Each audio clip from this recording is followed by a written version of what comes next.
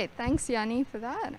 So today on the panel, as Yanni mentioned, we have a couple of folks from Singapore that can help us get a bit more perspective on what it looks like in Singapore relating to some of the talks that we've had. And of course, welcome back, Professor Mallett, and thanks for joining the panel discussion as well. So maybe what we'll start with is just a couple of key takeaways that you've had from the conference so far that you'd like to sort of bring up. So maybe we can start with Jonathan. Oh, thanks, Neha. Hi, everyone. Thanks again for the organizers for having me here today. Really interesting conference. I think started off with Cliff, going on to Damien, and then presenting like the draft version of at least the skill acquisition framework that really highlights some of the things that Cliff has been talking about and some of the acquisition principles that Damien has been talking about. From Cliff, the biggest takeaway that I got is coaches play a very important role in managing that training session, and coaches having this very big impact on athletes in the way they coach, in the way they take apart the problems that they face and how they present themselves. Moving on to Damien, a lot of the things we've mentioned before as well, so that's pretty exciting that to know that the messages that we are communicating with coaches are not just largely isolated to the Singapore context, but is part of a global reframing in how we can view training sessions in order to ensure that athlete involvement is sustained over time. Yeah, thanks. Yeah, thanks, Jonathan. So how about you, Mr. Lewis? Okay, so I want to appreciate the opportunity that NYSI is giving me to share my views, and I really hope that 150% that are on the other side, on their living rooms, to take this learning moment as a moment that is just a moment. So they really need to do something else. So I think Cliff, Toro, and yourself did a fantastic job on summarizing a lot of information. There is a lot of information, very important information. So my advice is for the coaches that are seeing us, just go to the NYSI website, review some of the presentation. Okay, it's only 3. Take notes. Try to take from this 3 hours of learning something that allow you guys to become better coaches. NYSI is working for you guys. This is, I have in front of me, I don't know, 20 people working for you guys. So try to use the thing that the presenters share with you and do something else. Just this is really not enough. There's a lot of very good information. So like review the principles of training. Some of you are going to say, oh, this is basics. Yes, it's basics, but sometimes you need to go back to basics and trying to understand if what we are doing on the field is what the principles tell us to do. Another thing that is important in my view is trying to understand the biomechanics of the movement.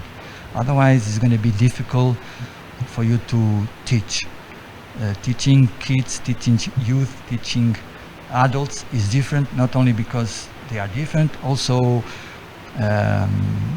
the way they do the things are different. So our approach needs to be different. We need to know how to do this in a different way.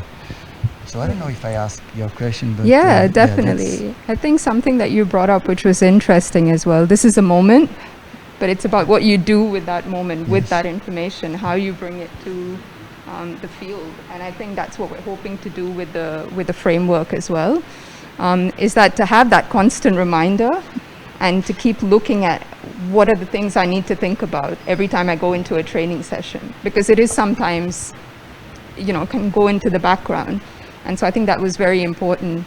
I'm also excited about the fact that the coaching framework has level 2 and level 3. You have the master coaching, you have the competitive level coaches as well. And so I think there's a lot of room for instance, some of the psychological concepts that Professor Cliff has talked about to enter those level of the coaching education framework as well. And there's some room there for skill acquisition as well. So I'd like to now go to Professor Mallett to just get an idea about what some of your takeaways are from the conference as well. Yeah, thank you for the opportunity to have some input in this conversation. I think one of the things that came out of both your presentation, Damien, is that what we do is, and to help with reducing some of the complexity, we default to modeling frameworks. And those frameworks are really hard. They're really important to give us a bit of structure. But what's important is that we need to nuance the complexity within that structure, those frameworks, because that's the messiness of coaching. So they're good on one hand, but they're also limited on another. And for me, I think one of the things that comes out also is that we need to default to principles, not rules. We're dealing with people, and therefore there's principles and ideas and concepts to think about how you work with people. So things just tend not to be when you're talking about people in black or white, definitive. And what I'd encourage the coaches to think about is a lot of really fantastic ideas have come out today, and for people to think about, how do I play with those ideas? How do I play initially quite modestly, and then gradually deepen my own understanding of those ideas? How might I play with those ideas in more sophisticated ways? And the other point that I would like to make is disruption is central to learning. If you just keep doing the same thing, there's that emphasis, as Damien was saying, and Neha, around excessive repetition. We need to always be focused on how do we disrupt what the athlete can do. Environmental constraints become about that disruption, but we need to disrupt to actually allow learning to take place. And the other thing that I probably should say is that, and Neha mentioned this, I don't think learning is well understood by people, and I think we need to help coaches be better in understanding the complexities and the multiple ways in which we can think about learning. We had a few technical issues, but I think we got the gist of what you were saying there as well. So yeah, I think talking about it as principles instead of rules, that was something that you brought up, and also really going back to breaking it down to the basics sometimes, just to understand what it is that I'm seeing in a training session. Is that learning, or is that temporary fluctuation in behavior? Is that performance? So those are some things as well. Something that I thought is really important to bring up. So moving slightly, thanks everyone for your takeaways. Moving slightly, not really away, but bringing up what I thought was a very important part during today's talk was some of the challenges that you face as youth coaches is really about, I think you mentioned about the retention of athletes in the system and how much this has to do with motivation and things like that. So maybe I'll start with Mr. Lewis first. Like, is that an issue that you faced personally as a youth coach within the system in terms of the athlete retention? Okay, so my opinion is the coaches can do little to retain the athletes, at least in Singapore and in my view, but they can do things. So one of the things is, okay, maybe the most important one for me, they need to be able to have fun on their sessions. I think all the coaches agree that, okay, yeah, fun is a good thing to have, but then when you observe their sessions, there is no fun. the kids are waiting a lot of time for the practice. The kids receive a lot of cues, a lot of feedbacks without understanding. After the first, they close, and sometimes the coaches give 10 feedbacks. They are not adults. So everybody agree, oh, the kids are not mini adults. Yeah, but then when you observe their sessions, you see a lot of lack of fun. And if a kid need to go to a place to do that practice, and if you have friends there, and if you feel that is fun, I think it's going to be more easy for the kid continue to do that sport than there is no fun. I know that sometimes it's not easy to have fun, and the coaches, who give coaches job? Schools, okay, normally. So schools normally, or sometimes, they want results. Results means winnings, medals, or whatever. So sometimes it's not easy for the coach to have sessions with fun and get medals.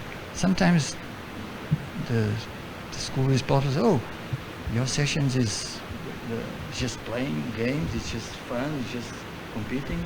Sometimes even the parents complain, because the parents want their kids to have also good results, because in Singapore these good results allow the kids to have something.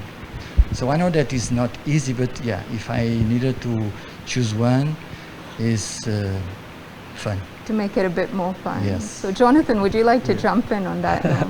Yeah, thanks, Louis. You're absolutely right. I think in a lot of the things that we mentioned, and a lot of things that is propagated in the literature, people often agree. But because of the constraints of reality, sometimes what we see, that it's quite variable. And it's important that one of the ways that we can sustain engagement is to increase the fun factor. Now, how do we do this as coaches, possibly? Well, one of the things that Cliff has also mentioned this morning was that to increase fun, then we can increase athlete autonomy. And we can increase autonomy by making them feel a part of the design of practice sessions, right? If a design of a practice was such that there were 3 different stations set up, maybe all of a similar skill with slight variations, and you could do a simple thing like you allow the athletes choice with what they want to start with, and then progress them through a circle or progressional area. That invites fun. That gives them autonomy, that they can tier their practice according to how they perceive their skills level is, and that can be a simple way of introducing variability as well. I think sometimes there's a big myth that if I have fun in my trainings, that no learning occurs. I think that's something that we really have to get over, to envision fun not just as sessions that have no objectives, because that's a huge misconception. Fun sessions can still be very objective, but it is fun because there's variability in practice. They're not just doing the same things over and over again. It is fun because there is that social element. So in terms of the practice, it's not just always individualized. There's an opportunity for me to interact with my mates. And it is fun because I have choice to decide where I want to start with and how I want to progress. Of course, as a coach, you now have to manage all of these things.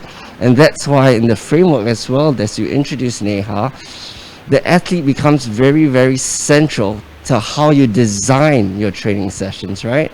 And that's why coaching is hard work, but it's also hard work, because you indeed want to progress them longitudinally.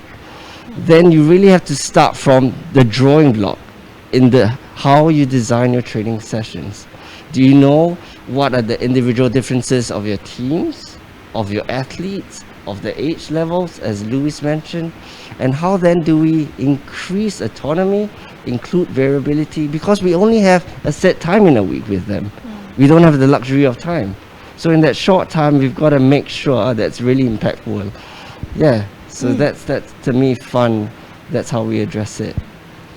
Yeah, I think that's great. I like the word organized fun as well. And just because we're having fun doesn't mean we're not learning. And I saw Professor Cliff like nodding at that as well. Would you like to chime in at this point?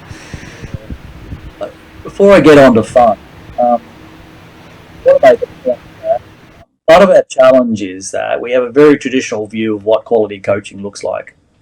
And much of that's in around the behaviourist approach to understanding what should that look like in a training session. So when we see neat and tidy and kids being able to do what they're supposed to do, and we see kids lined up to do things, a lot of people think that's great coaching. If they see chaos, they see kids running all over the place, people's conceptions of quality coaching is challenged. So part of what we have to do as coaches is actually educate parents, educate administrators and policymakers that what does quality coaching actually look like. And going back to the conversation about fun, you might ask the question, in your context, in your situation with the people that you coach, what does fun actually look like? Because fun could look like different things for different people, right? But essentially, when we're saying people having fun, you're talking about the immediate satisfaction and gratification of and the engagement in the activity itself. And that's intrinsic motivation. So for that to happen, there needs to be variety, there needs to be a change in what people do, and we need to engage the learners in learning. So, the opportunities to have some choice in some things and have autonomy, I think is really, really important. And I think we underestimate the potential creativity of young people because we think that we have the answers in the way that we design the daily training environments. As a coach, if you use that metaphor, coach as architect and sculptor, right? You don't have to be the source of all information. Don't underestimate the power and the creativity of young people to come up with some interesting ideas in terms of just varying any constraints in the design of a training program. So we need to tap into that source of information and get kids to be central participants in actually the design of the training session.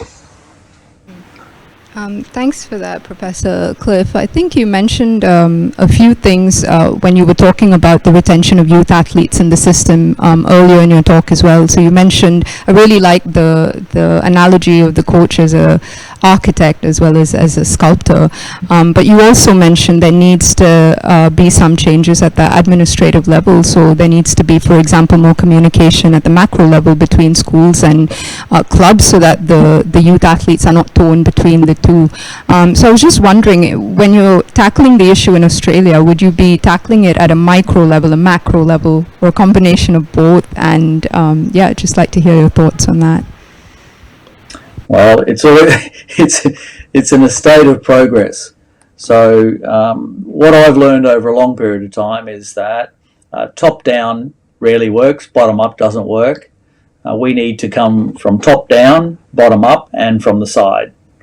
And we actually need to get more people to understand the why of what we do rather than the what. Right? And when people understand why, they understand the rationale for what you do, they're more likely to understand your position. And you're going to get a lot of people who are going to agree with what you're saying. Unfortunately, we think that we're going to get everybody and persuade everybody to come on board with what we say and what we propose. What we need to do is actually get some of them to share people see things. And that takes time. So coming at it from bottom up, down and sideways at all levels within the multiple layers of person and context is absolutely essential. Yeah, thank you so much for that as well. I like the top down, bottom up and sideways, just tackling it from every angle to sort of resolve or come up with a solution. All right, so just give me a second. So in terms of your work with coach education as well, I was also interested in knowing, since we had quite a lot of talks about skill acquisition today from Professor Damien Farrow and with the work that we're trying to do with the skill acquisition framework, how much of the skill acquisition content is actually covered in the coaching education that you do? out in Australia? In certain sports like Australian football, rugby league, tennis, that approach is fairly well understood. But if you speak to Damien and say, how well are people playing in that space, he might say, not as well as they could. So I think people have got a good understanding of the basic tenets in behind ecological dynamics and constraints-led approach to coaching. But I think that's a work in progress.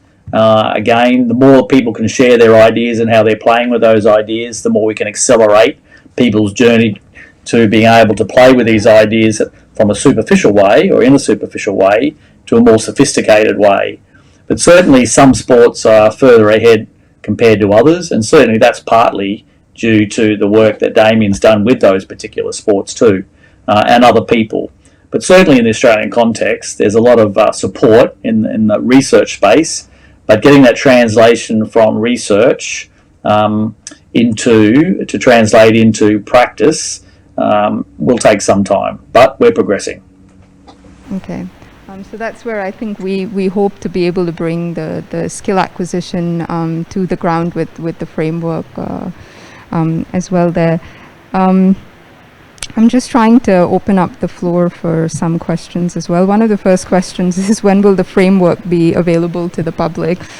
So that's one for Jonathan and myself. We're working very hard at the moment, and we really want to make sure that the framework that we put out there is something that really has a lot of input from the coaches. And maybe Jonathan, you'd like to add to that as well. Yeah, I think what's lovely about the work with the framework, it is that also contextualize to the constraints that we have, not just in Singapore as well, but also the different categories of sport. So if I am coaching a team sport versus I'm coaching in a sport where it's a bit more individual, a bit more programs. And so we're really trying to ensure that the framework will resonate across the game categories as well, and how some of the constraints that we face in Singapore, for example, the limited time. So how then can we maneuver and incorporate some of that principles in the design of that? And because of that, so much of feedback has been, as you mentioned, have been given by our local coaches at various levels of development as well, right? We go from at the youth level, coaching at the recreational level, the school level, and then also to international competitions as well. So it's got quite a lot of people giving varied perspectives. And the work right now is really at how we align some of the main concepts of skill acquisition, bearing in mind the constraints of each level of coaching, the different categories of games that we coach, and that is where we are right now. And so hopefully it will be ready soon. Yeah. There's another question here with regards to the framework, Jonathan. They said that there's quite a bit of conversation today focuses on the context of learning skills within a sport. This person has asked, I'm interested to hear thoughts about how skill acquisition might be impacted from the perspective of participating in multiple sports. Thoughts on how this might influence the general ability to learn skills. Yeah. I think globally, firstly, the role of coaches has changing, or rather it's evolving, isn't it? It is not just a period of time with an athlete while they're competitive, but we're really thinking about long-term development here. So even after they're done competing at the highest levels of sport, are they still in the system as mentors for the sport? Because dropout often means complete disassociation from the sport, but that's not what we want. We want to have mentors that act as good role models to have more people come into the sport. Now, in particular, in this question, they talk about generalization, specialization, and Damien introduced principles. The framework also introduces principles of varied experiences. The more variable your experiences are in terms of movement, the more adaptable you are in a sport. So if you spend the foundational years experiencing different game types, different game categories, putting your body in different configurations, then you're better able to adapt to a dynamic environment. And the reality is, in the competitive level or in a game situation, the environment isn't static. It is always dynamic, right? And you're always having to respond to these different changes as well. Cote as well is a strong proponent for ensuring a variety of movements sampled right from the early years. Because in Singapore, unfortunately, sometimes a person may go into a sport because of the experiences of their parents or significant others, and they get really excited about the sport, but they forget that there are many other things that can transfer and contribute to their development in that one sport as well. So if you look at that as a developmental for the athlete as well, then you would know that experiences in other sports, other games, can contribute to whatever they are pursuing as well. Yeah. I was wondering if Louis, you'd like to chime in here as well, given that you have coached different sports. So what have your experiences been across those different sports, and have you seen an athlete sort of transfer from one sport to another, for instance? Yeah, so the way you look at an athlete is important, because as a parent, the parent is very important to the sport choice. Another day is the one who gonna bring and take the kid. So you cannot minimize the parents' influence. So in Singapore, normally the parents want to take from the sport what they can take, and they know that good results award their kids to something, not medals, but good schools, and you know better than me this situation. So if we put ourselves in the parent shoes, this is wrong. I mean, I want results. So what's the problem of choosing just one sport to have results and take benefits from that? Is this wrong? I don't know. So if you look at a youth athlete, and if you look at a pathway, maybe the best way to have national athletes that goes to Asian Games or Olympic Games or whatever, maybe there is things that they needed to do. But at the end of the day, I think the quality of the work is very important.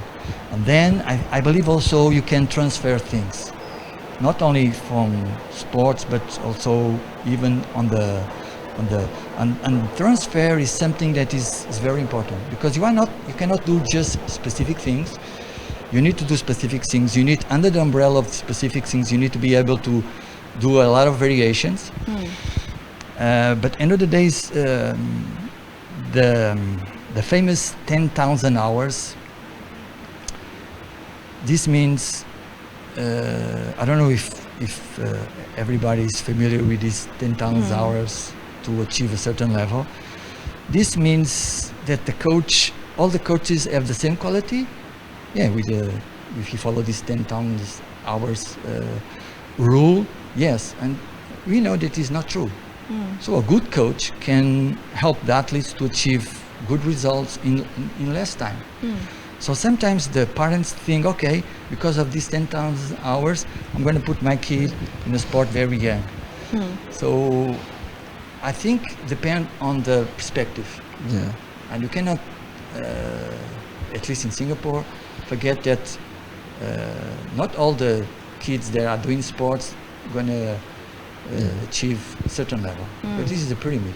Yeah. The podium only have 3 places. Yeah. So the number of athletes that reach high level is very, very short. So we cannot expect all the kids they are doing sports, they're going to achieve high results, because that's not the reality. So summarizing my answer, depend on the perspective. Depends on the perspective. Thank you. Just have something really quick to add, actually. I think in terms of coaching as well, no matter the levels, so even at the younger levels to the elite levels, traditional approaches of coaching has been approached from the technical skill aspect. And as we know in our conversations with many coaches, that coaches often view tactical and technical as both equally important. And if we look at developmental pathways, and this question talks about at the primary level, is there basically benefits to learning different skills, different concepts associated with other sports. So if we approach our coaching from a tactical aspect, so we introduce concepts. So although they may be partaking in football at the younger years, and because we are approaching it from a concepts-based approach, teaching them about the concepts of how to defend, how to attack, how to put themselves in between them. And if I use principles of skill acquisition, I know that sometimes using my feet is going to be additionally challenging. I may want to change that to them just using their hands as well. But because it's the foundational levels, this child may choose to carry on in football.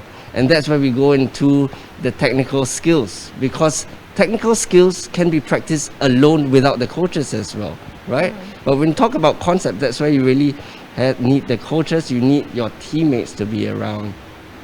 And so from that sense, you can introduce a variety of similar concepts that can perhaps allow this child to then sample many different things, to then decide whether or not football is their thing, or perhaps even basketball, it may be. Yeah, thanks for that, Jonathan. I'd like to take up another question that's been asked by one of our viewers as well, which is, how important is it for a coach to have a coaching philosophy? Should your athletes know your philosophy from the start? And as I grow as a coach, I find that my philosophy changes. So Professor Mallett, would you like to start with answering that? The short answer is yes, you should have a coaching philosophy. The reality is that takes time to really have an understanding of what your core values are. And there's a difference between espoused values and actually lived or enacted values. Athletes will know what your values are over a period of time, regardless of what you say your values are, because they pick up your consistent behaviours and how you respond to dilemma situations. So people have, over time, generally good clarity about what a coach's values are. And it's always an interesting exercise if there's an opportunity for coaches to chat with their athletes about what they think their values are and hear it from them, because they're the ones receiving your behaviours. So it's really important you do have a philosophy. It's always a work in progress. And one way of thinking about a coaching philosophy, rather than trying to find sexy words to actually capture how sophisticated you're thinking about things, just tell a story about your coaching that actually tells a little bit about what's important to you as a coach and why that's important. And those values will emerge from the brief coaching story that you do tell. So in that sense, are your athletes sometimes your monitor or checkpoint as well, to say, well, this is what you say your values are, and what I've seen is slightly different? Yeah, and that's in the Serial Winning Coaches project. We were lucky that we got great insights from the athletes as to what the core values were of these outstanding coaches, right? But not everybody, which sort of tells us that the coaches have got good self-awareness. But not everybody has good self-awareness, and the first step in behaviour change is actually to have self-awareness. So it's important that coaches think about why they coach, what they want to get from coaching, what they see their role as. And that's why I guess we try to use those metaphors to actually guide people as to what we think the purpose of coaches is and could be, and how you might shape the development of others. Thank you. I think we'll go on to the next question as well. So how do we encourage people to be brave and move away from only chasing medals, but genuinely take on this long-term human-centered experience? Can anyone sense a shift away from medals generationally towards this human-centered approach in Singapore? So not not being so extrinsically motivated, but rather having that intrinsic motivation. So how do we encourage people to be brave and move away from chasing medals? Anyone would like to take that question? I think the great coaches that we have get that balance between performance and personal development. You know, so I think the great coaches are the ones who central to their mission is the development of others and wanting to help others, and sport's just a medium through which they can do that. So everyone's pursuing successful performance outcomes, but really first and foremost, the great coaches put people before performance. Yeah, thank you. Louis, would you like to add on to that? I wanted to emphasize that I agree 100% about the opinion about the philosophy. It's very, very, very important. The funny thing is, I try to understand for my students what was the type of class they enjoy more and enjoy less. And the philosophy class that I give is what's like 90 minutes was the one that they dislike more. So they don't like. They felt that but okay. I continue to give this class because I feel that's the base that you can. Yeah. How about for you, Professor? Sorry. Okay. Sorry, we can't hear you. Just give us a second. Can you hear me now? Yeah. Hello? Yeah. Can hear you now. Yeah. I think if I even go back to when I was going through university, I think a lot of people, coaches and teachers, phys ed teachers, were more focused on sports sciences, you know, biomechanics, physiology, skill acquisition. And I think we sort of didn't pay much attention to the psychology or sociology. But as you get older, you start to understand that actually we are dealing with people. There's forces that are at play here that we need to consider. So part of the shift towards thinking the importance of philosophy may not come initially for young people, but over time, mid-20s, late 20s, and the more they're in the coaching practices and career, the more you start to understand the importance of these areas. So for me, it's always a work in progress, and it's likely to not be high on the agenda for young people until they really start to understand how important it actually is. So much. So I think if I had to wrap up the discussion and the talks today, they were fantastic and really, really insightful. But to me, the take-home message is really that work in progress, and because there's a room for error, there's a motivation to keep learning, as Professor Farrow spoke about in the context of skill acquisition. But I think even in terms of the coaching education framework, we have so much more to grow, and that's the exciting bit. And so I think each person sitting here on the panel today is contributing to that in large ways, and so I think it's been a great discussion. So thank you all the panelists for being a part of this discussion. Thank you, Professor Cliff, for joining in as well. Thank you. All right, and I'll pass it over to Yanni.